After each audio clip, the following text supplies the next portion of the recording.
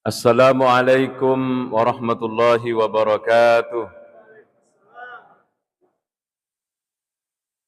Alhamdulillahi rabbil alamin wa bihi nasta'inu ala umurid dunya waddin wassalatu wassalamu ala imamil mursalin habibina wa maulana Muhammadi wa ala alihi wa sahbihi ajmain.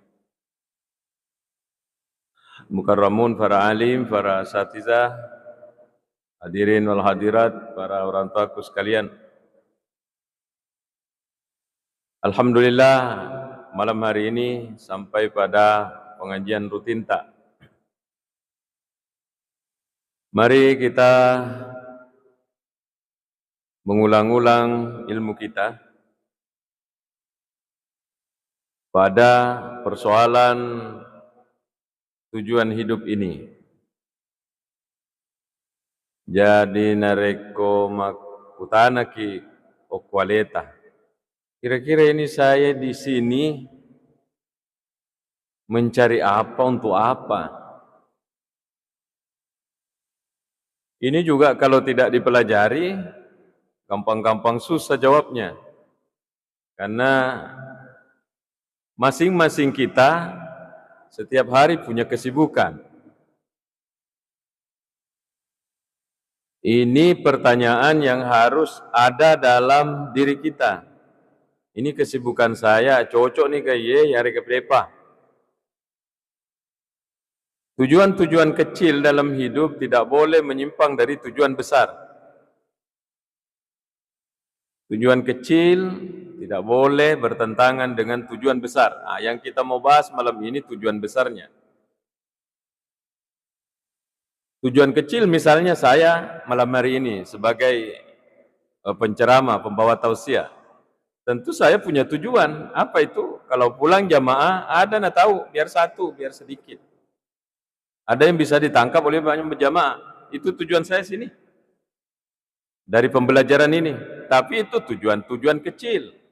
Tidak boleh bertentangan dengan tujuan besar. Nah ini tungke idik selengi haruslah iriseng utamanya itu anak-anak. Karena kalau kita ini orang tua, melengok nih. Apalagi ini masih raya rapang, pengajiannya rutin sejak tahun berapa. Ya. Maka ini anak-anak kita yang harus kita pikirkan. Ajak kamu deh pun sengi untuk apa Allah menciptakan dia di dunia ini berdasarkan Al-Quran hadis. Tujuan hidup kita dalam Al-Quran yang paling jelas ada di surah Az-Zariyat ayat 56. Zariyat 56. Bisa diulang di rumah, Bapak Ibu sekalian. Diulang kembali. Az-Zariyat 56 mengatakan, "Wa ma a'udzubillahi minasyaitonir rajim wa ma khalaqatul jinna wal insa illa liya'budun." Puradev pancaji bangsa jin, si bawa bangsa rupa tahu, makhluk bernama manusia. Illa liya'budun, kecuali sarek kuamengi padangkai masompa. Kalau dikasih panjang itu liya'budun, liya'buduni, untuk menyembah saya. Itulah tujuan pokok kita. Harus ditahu sama anak-anak ini. Jangan sampai anak-anak punya kesibukan setiap hari, dia tidak ngerti apa tujuan besarnya dalam hidup ini. Nanti meninggalkan dunia itu menjadi topusai. Tujuan hidup kita itu menurut Az-Zariyat ayat 56, masompa kupung Allah Ta'ala. Pengetahuan ini punya dampak kepada jiwa kita. Orang yang mengerti tujuan hidupnya ini, kalau dia dalam posisi menyembah kepada Allah, tenang hatina. Nah sahabat, iya nena pancaji kapung Allah Ta'ala untuk ini saya diciptakan oleh Allah. Barana mas sempajangi, ya mas sempajang mas sompaki kupuangi, maka kita itu akan merasa nyaman. Kenapa? Untuk ini saya diciptakan. Syekh Mutawalli Sya'rawi ahli tafsir mengatakan, kita ini, kata Syekh Sya'rawi, harus bersyukur, berterima kasih nama sirik kepada Allah Ta'ala. Magai semua di dunia ini diciptakan untuk kita. Sapinya, sawahnya, buah-buahannya, ikannya di laut sana, manukna, itikna, semua diciptakan untuk manusia. Ada ayatnya? Ada. Huwallazi khalaqalakum ma fil ardi jami'a. Huwallazi, dialah, alaina pun Allah Ta'ala. Allazi khalaqalakum, yang telah menciptakan bagi kalian.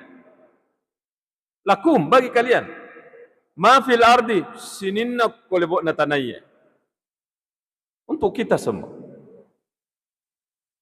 Jadi biar gajah itu besar, untuk kemaslahatan kita.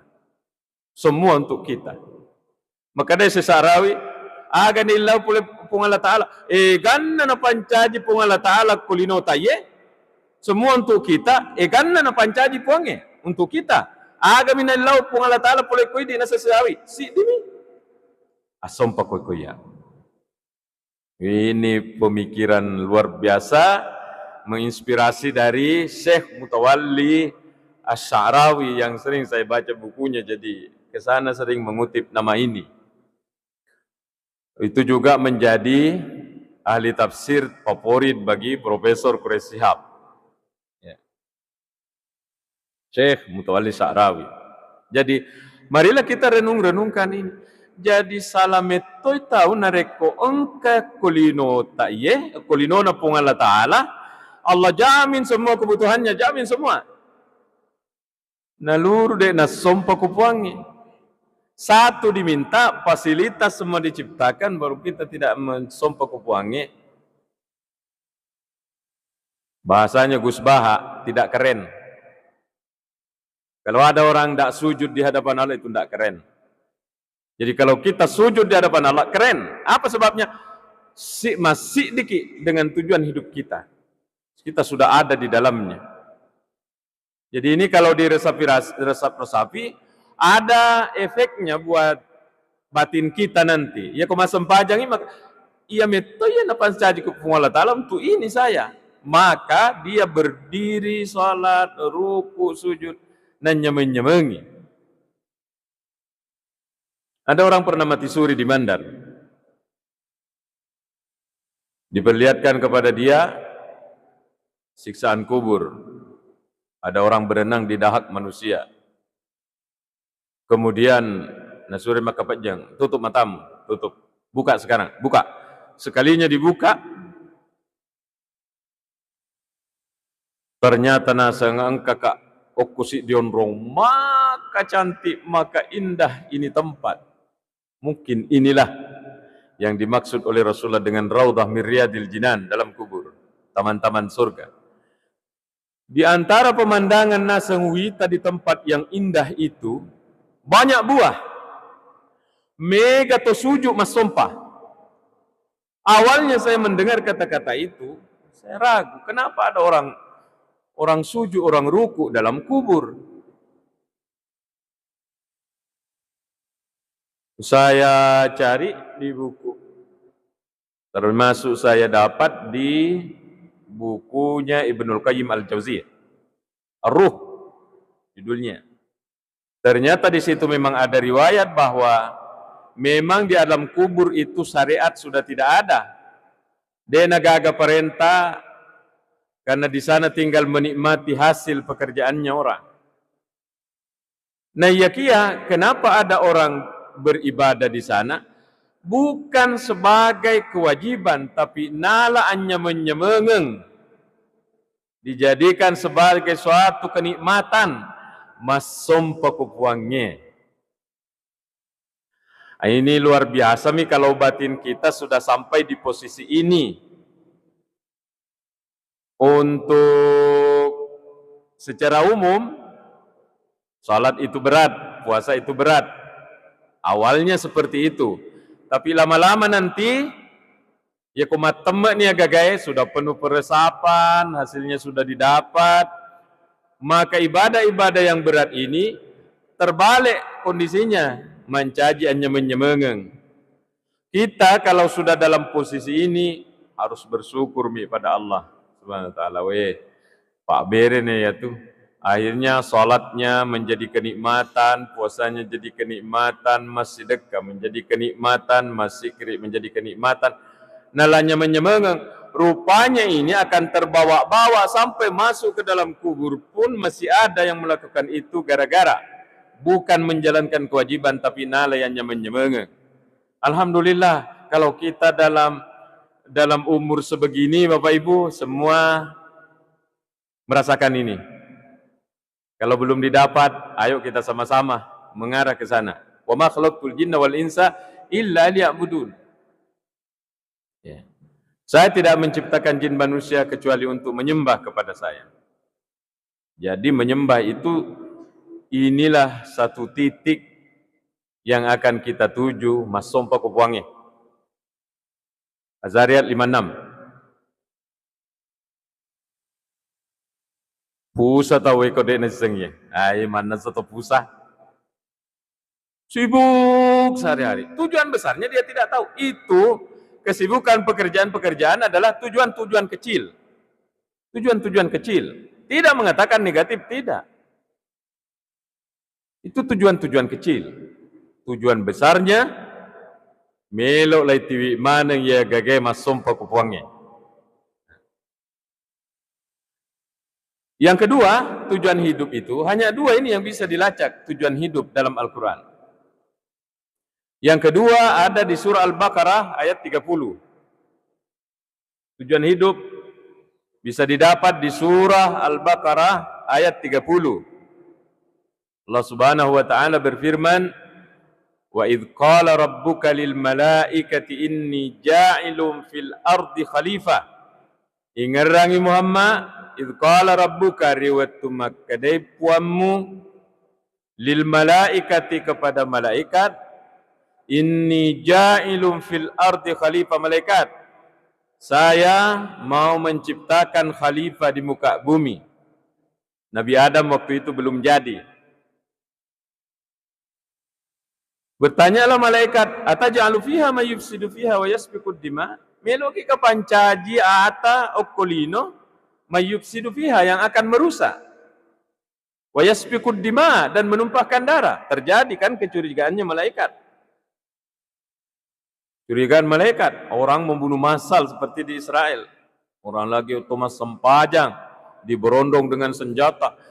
Lengkap dia ada di YouTube, putus-putus kesian itu, betisnya pahanya. Ya Allah. Tak berali seutan kesian. Ini malaikat sudah ada firasatnya malaikat bahwa meloki kapanca jata kulino ya roh khalifah yang akan menjadi makhluk perusak, wa yasfikud dima, dan menumpahkan darah saudara-saudaranya. Wa nahnu nusabbihu bihamdika wa nuqaddisu lak. Kan ini ada ini. Kami malaikat nusabbihu, yang selalu bertasbih, wa nuqaddisu lak, yang selalu mensucikanmu. Dijawab oleh Allah, inni a'lamu ma la ta'lamun. Saya lebih tahu apa yang kalian belum kalian belum tahu. Setelah itu diciptakanlah nenek kita Nabi Adam. Ini mi khalifahnya ini.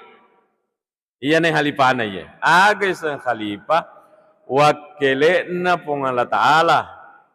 Jadi Sayyidina Abu Bakar khalifahnya Nabi Muhammad. Sayyidina Umar khalifahnya Abu Bakar. Kemudian Utsman khalifahnya Umar radhiyallahu anhu. Sayyidina Ali, begitu seterusnya. Ini khalifah betuanna wakil paselena. Apa maksudnya ini? Dunia ini luas, besar, harus dilestarikan, dipelihara Tidak cukup oleh satu keahlian. Harus banyak keahlian untuk menjaga bumi ini.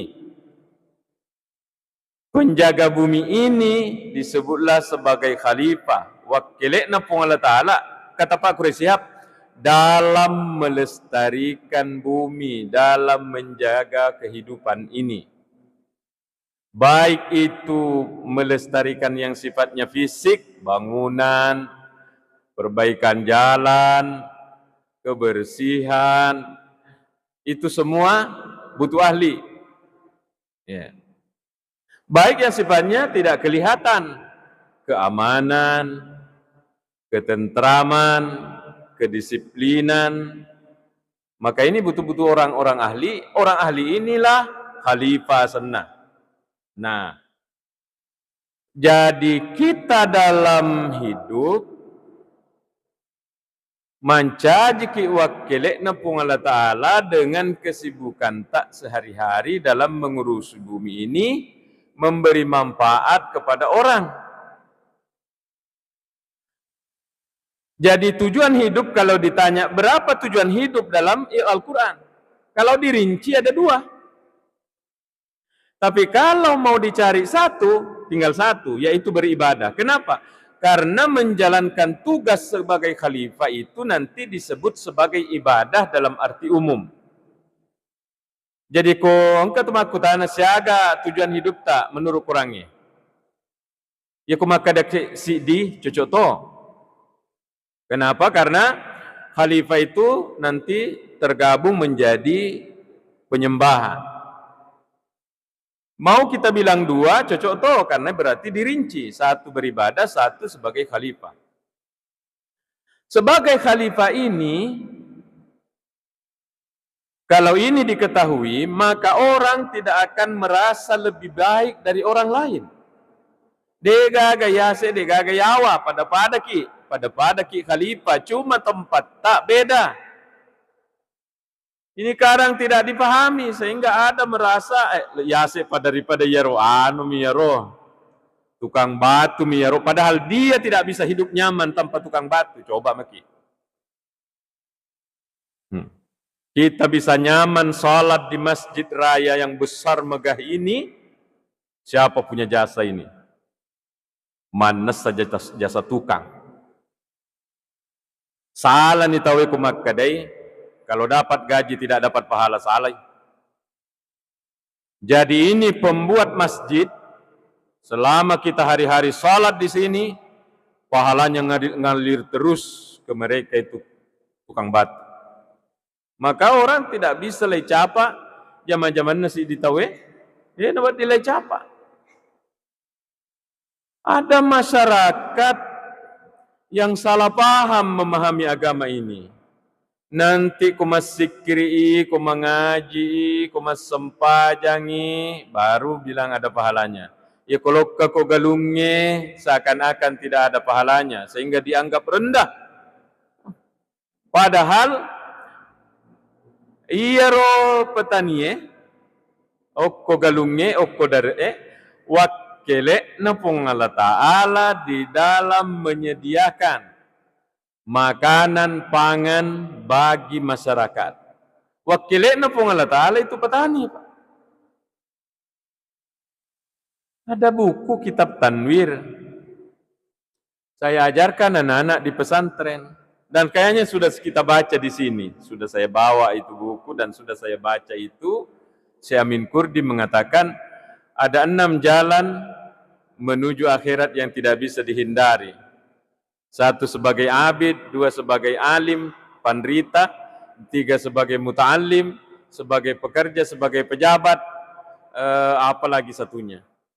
Artinya ini bahwa menyembah kepada Allah itu tidak selalu dalam ibadah mahdah, karena menjalankan tugas sebagai khalifah itu adalah bentuk pengabdian. Bentuk pengabdian kepada Allah adalah menjalankan khalifah. Maksudnya, apa keahlian kita yang bisa bermanfaat bagi orang? Apa kita kira? Saya guru saya. Jadi saya wakil nepung Allah Ta'ala mengajar anak-anak di pesantren. Saya wakilnya Allah di pesantren dan teman-teman kita, guru, wakilnya nakipung Allah Ta'ala. Para petani, wakilnya nakipung Allah Ta'ala dalam menyediakan sandang pangan, termasuk papan bagi masyarakat. Pegawai, wakilnya napung Allah Ta'ala dalam mengurusi kebutuhan masyarakat. Dibahas semua oleh Syekh Amin Kurdi. Yang menarik adalah Syekh Sa'rawi mengajak kita berpikir begini, Pak. Ya kok mas sempajang inaseng, jangan kira cuma kamu yang dapat pahala sendiri. Aja lalong ke kupapinat dita maka iya mas sempajang, iya meleleku runtuk ke apalang. Syekh Sa'rawi merinci orang yang dapat pahala dari orang yang sholat. Satu, petani kapas. Sampai ke sana pemikirannya, ya Allah saya bilang ini luar biasa pantitata ini. Ada apa dengan petani kapas? Dialah yang berpanas-panas, berdingin-dingin, berkeringat, sampai mabolo molina, degagaya segoloing menanam kapas mereka. Baju yang kita pakai ini terbuat dari kapas ini. Kita yang tanam, tania, petani kapas. Nanti itu dipanen. Panen, tania si ditau jama ye, orang banyak. Maka mereka itu kata Syekh Sa'rawi, dia adalah khalifah Allah. Wakilnya pun Allah Ta'ala di dalam penyediaan pakaian untuk hambanya Allah Subhanahu Wa Ta'ala. Nanti itu kapas dibawa ke alat pintal. Di benang-benang itu dipintal dulu manual, diputar. Sekarang sudah canggih. Memindahkan kapas dari kebun kapas ke pabrik butuh tenaga. Ini pembawa kapas ke pabrik ini dapat pahala ketika salat. Kalau dia Islamnya. Sampai di pabrik berapa ratus ribu tenaga lagi di sana. Ya, dia operasikan mesinnya, dipintal menjadi kain, masuk nih dalam bentuk kain. Maka orang di pabrik itu dapat pahala kalau kita salat. Oh, kok bisa begitu? Ada sekurangnya. Wa may ya'mal misqala dzarratin khairan yarah. Barang siapa yang melakukan amal sebesar zarra. Zarra ini dia gagak kulino. Nah, sapa iya zo zarra angka tapi dia nerita mata. Ada ketimbangan begini di dunia? Tidak ada. Ini timbangan akhirat ini, dega agak kulino timbangan zarrah. Ada, tapi tidak kelihatan. Orang sekarang mengartikan itu atom. Maka depong Allah Ta'ala, namo decemu pada rajan nazarrah, angka tapi dia nerita mata, pasti teruntuk ikut padang masar matu. Ini orang memintal benang di pabrik, bukan tidak kelihatan. Keringatan mereka kesian. Ditinggalkan rumahnya, ditinggalkan istirahatnya. Jadi kain. Kain ini butuh tenaga lagi. Dibawa kemana? Dibawa ke pasar dijual. Tenaga yang membawa ke sana ini runtuk tua pahalanya. Dari orang yang kita yang salat tadi, salat maghrib. Nanti sampai di itu penjual, nonron dikasih mak balu nih. Ini Pak Balu untuk tua pelang. Makanya banyak kan Nabi pedagang, termasuk Nabi Muhammad SAW. Pedagang. Ya. Nanti setelah itu dibawa ke tukang jahit. Tukang jahit punya jasa untuk kita salat ini. Karena kita tidak jahit sendiri. Jasanya mereka tukang jahit. Ada kancingnya apa segala ini.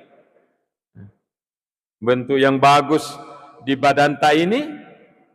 Tukang jahit dapat pahala ketika kita sholat. Kata siapa? Bukan kata saya ini. Tapi ini kamera ada. Bukan kata saya. Kata Syekh Mutawalli Sa'rawi. Nanti sudah jadi baju.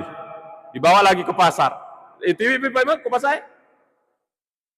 Ini tenaga yang memindahkan ke sana ini dapat pahala. Dijual lagi di sana. Dapat pahala juga itu. Begitu semua yang terlibat dalam satu baju ini. Runtuk manengah pelang, narek kolai pake ko dicenge. Sekarang siapa yang di atas, siapa yang di bawah? Anda ada boleh merasa bahwa Yasek kaya daripada ini. Tidak boleh ada. Sama dengan onderdilnya itu motor atau mobil tak. Mesin tidak boleh merasa paling berjasa di mobil. Kata ban, iya kok mabet tuh kak. Biar mesin canggih kok tidak bisa kok jalan. Mau kemana? Ban juga tidak boleh merasa besar. Saya hebat, gara-gara saya ini tak putar orang sampai di sana. Oh, kata pintilik nah. Namo jago ko situ, ban mahal, kumasola ka, pintilik na, tak bisa jalan. Sekarang, siapa yang paling berjasa di mobil? Tidak boleh ada merasa saya lebih baik, Yasek daripada kau, Yasek daripada kau. Tidak ada bisa, karena semua komponen menjalankan fungsinya masing-masing. Rusak satu, maka solak posisi saya. Maka dalam kehidupan juga seperti itu. Kita sebagai ini orang kantoran, tidak boleh menganggap mereka yang rendah yang di sawah. Kalau mereka macet semua berhenti menanam, mau makan apa? Coba kita mau makan apa? Kalau ada atau tidak ada, jangan kita anggap remeh itu patasnya. Yang mengangkut gabah ke mobil ke jalan, diambil dari sana. Tanpa mereka, bisa diangkat sendiri. Ini persoalan dalam hidup sehingga tidak ada boleh merasa merata di atas di bawah.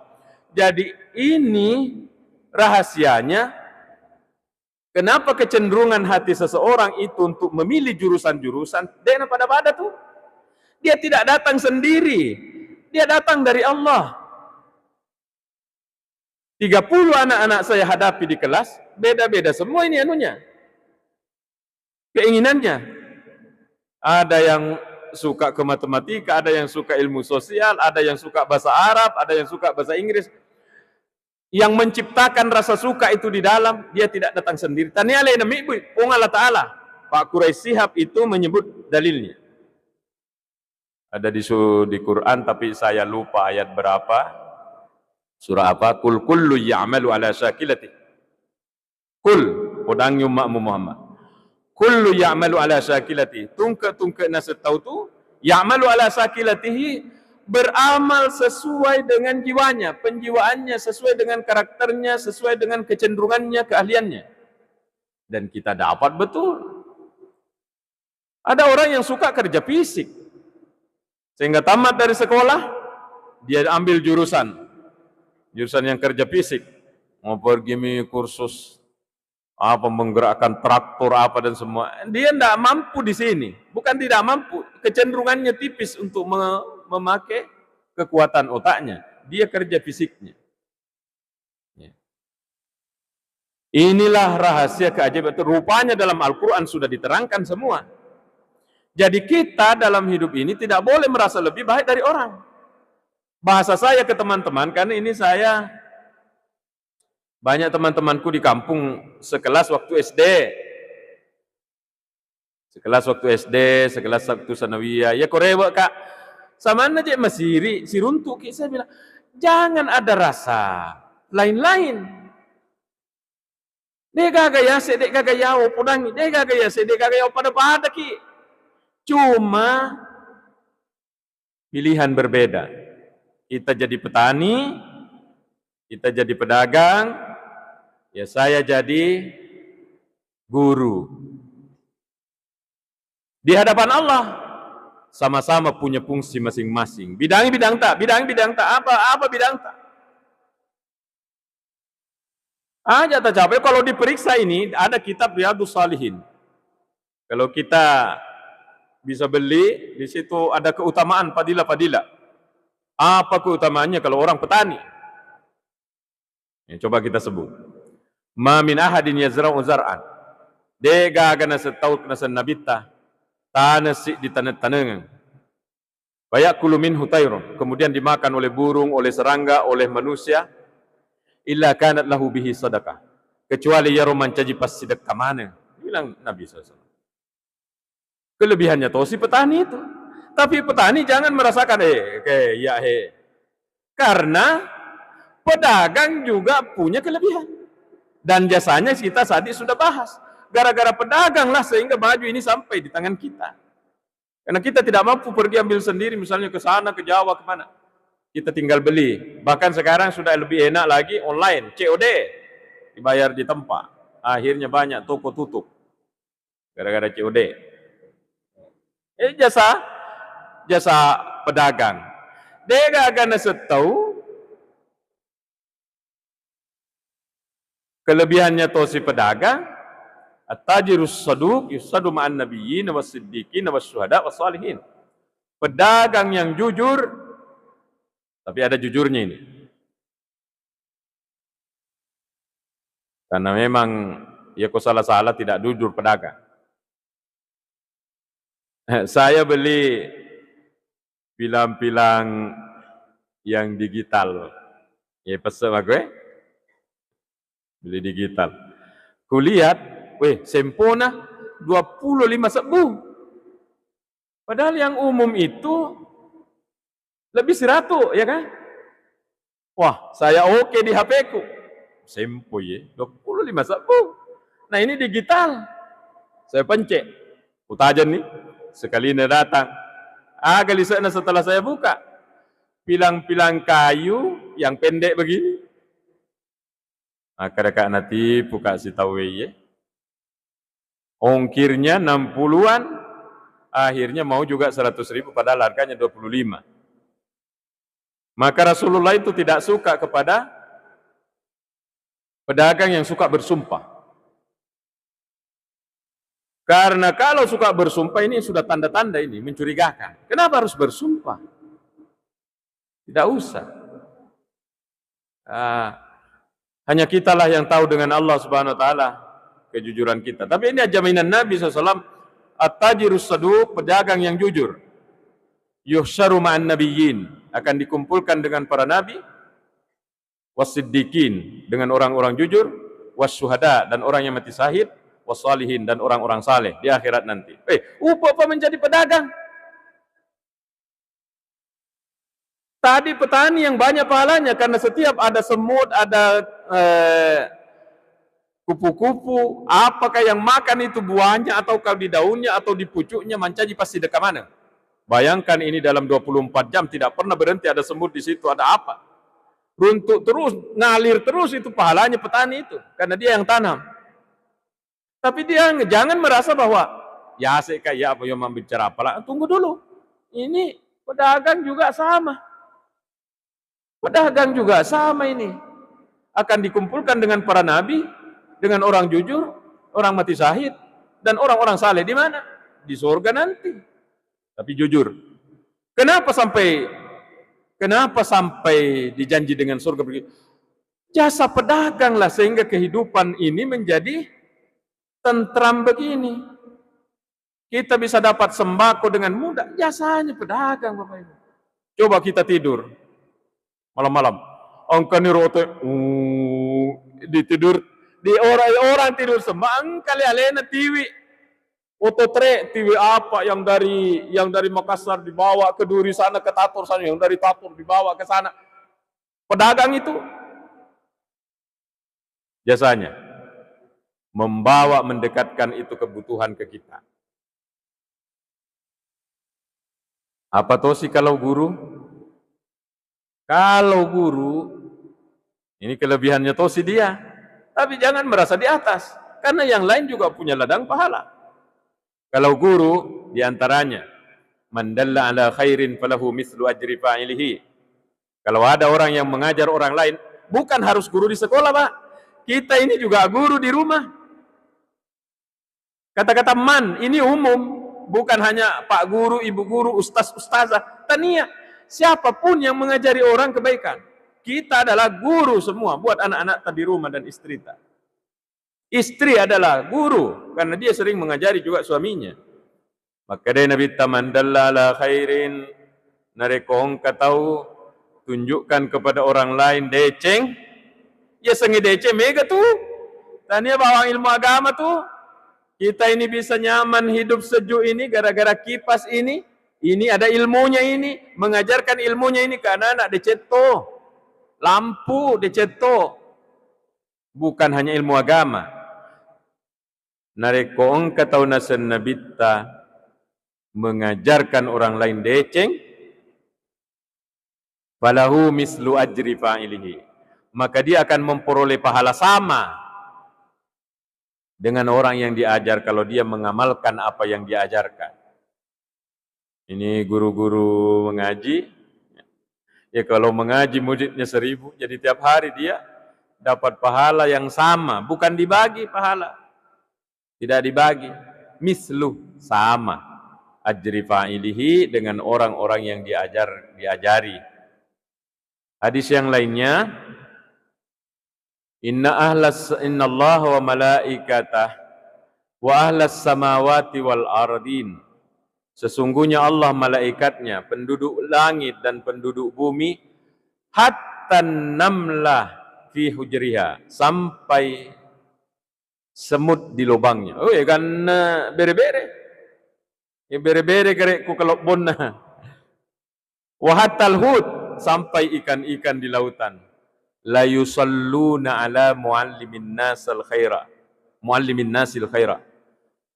Sungguh mereka semua itu berselawat, mendoakan orang-orang yang mengajarkan kebaikan kepada orang. Tapi bukan bapak guru, ibu guru di sekolah saja. Ini siapapun yang mengajari orang. Siapapun yang mengajari orang. Maka jangan kita pelit-pelit mengajari orang, diajari orang dengan kebaikan. Itu toh si kelebihannya guru.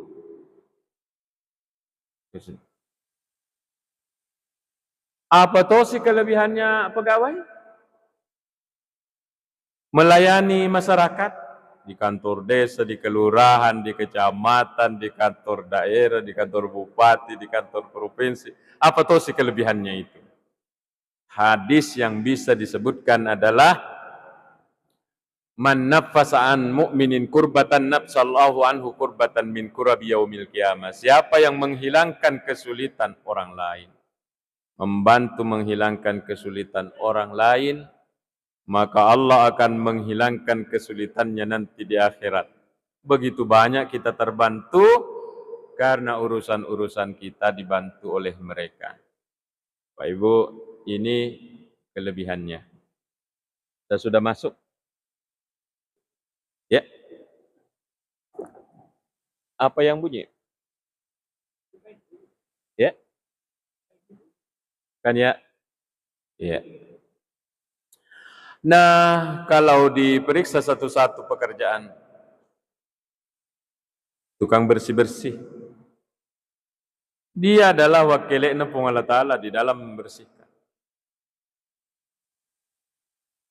Ajak tak capai, pemulung, jangan ada di pemikiran, ya sekak daripada ini yang mau dihilangkan.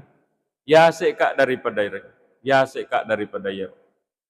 Ini yang akan sulit dihilangkan dari hati ini.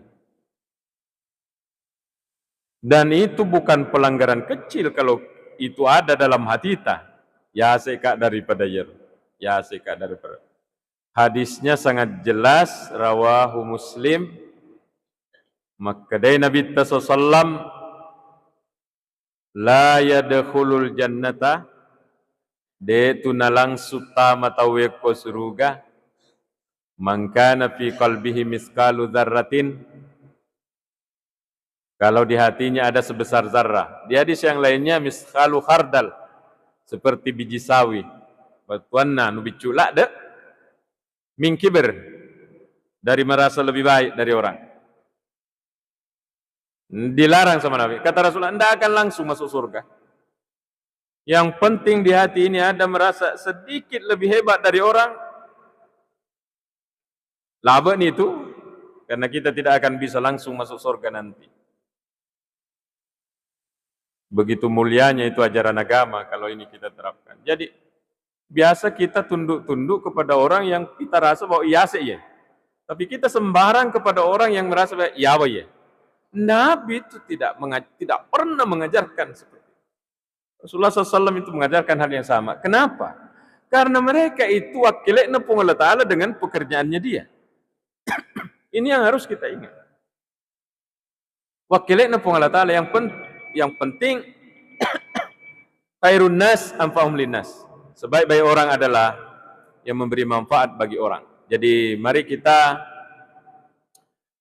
lihat apa manfaat kita masing-masing, apa keahlian tak yang bisa bermanfaat bagi orang, itulah khalifah. Tujuan hidup hanya ada dua, bisa dikatakan satu, yaitu menyembah dan sebagai khalifah, atau kalau dikata persingkat, masompa, karena menjadi khalifah juga bagian dari penyembahan kepada Allah. Demikian makuni rokabah, Bapak Ibu sekalian, terima kasih panitia yang telah mempercayakan. Waktu saya dihubungi tadi, padangi Pak Usman, itu gama mereka ada, saya sering ke sini, perasaan baru-baru. Ya, mohon maaf kalau materinya itu terus, karena begitulah ilmunya. Wassalamualaikum warahmatullahi wabarakatuh.